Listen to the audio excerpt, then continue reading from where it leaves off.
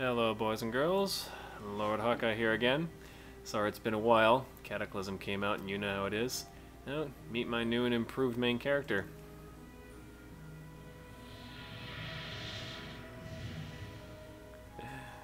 Say hello as always.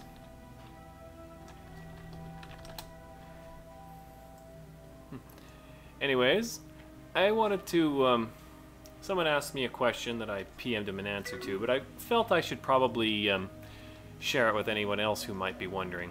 He asked me, would it be still, even though I don't believe in voting, I don't believe in the state and all that, do I still believe it would be worth it to vote for, say, a really libertarian candidate or something like that? Or some, you know, just to reduce government size and try to minimize the damage.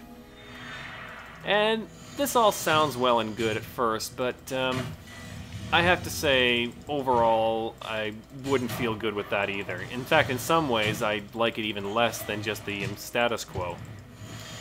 Why would I feel that? Why would I believe that? Well, a couple reasons. First of all, even if it's first of all, basically, a benevolent slave owner is still a slave owner, just to be a little harsh about it. Even if he doesn't plan to use the violent power against you, he still has it, and it's still very much a violation of my personal beliefs. The other problem's a more practical issue. You see, even if one did get, well, first of all, even if one did get elected, I don't believe he'd be able to do much.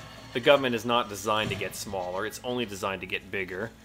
I mean, like, as one person once said, could you imagine infiltrating the mafia and turning them into a charity organization? Not in a million years. So, if you can't even imagine that, it really takes a big stretch to think you could ever do that to the biggest mafia organization in the world, that being the state, if you haven't figured it out yet. There's another problem. I don't know how founded it is, but it's still something that concerns me. Let's say a libertarian president did get elected, and let's say he did start taking measures to reduce the government, and maybe even did manage to reduce it in a couple ways. The problem is, the state is going to collapse. It doesn't matter what happens. It's sinking. There's no way it's going to be fixed. There's no way the debt will be paid. There's just no way out.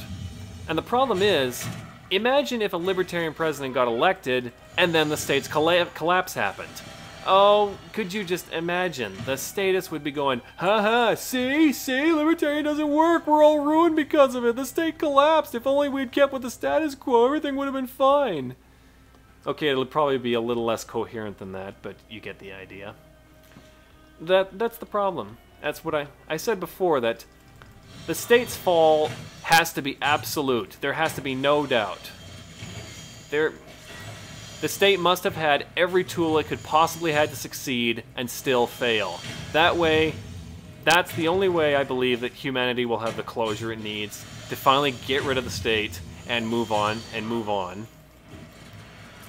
And the good news is it's going to happen. The bad news is it's not going to be easy, but in the end, I think we'll all be looking back and wondering why we put up with the state as long as we did.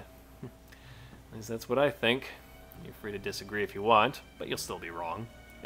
Anyways, until next time, be aware and be wise.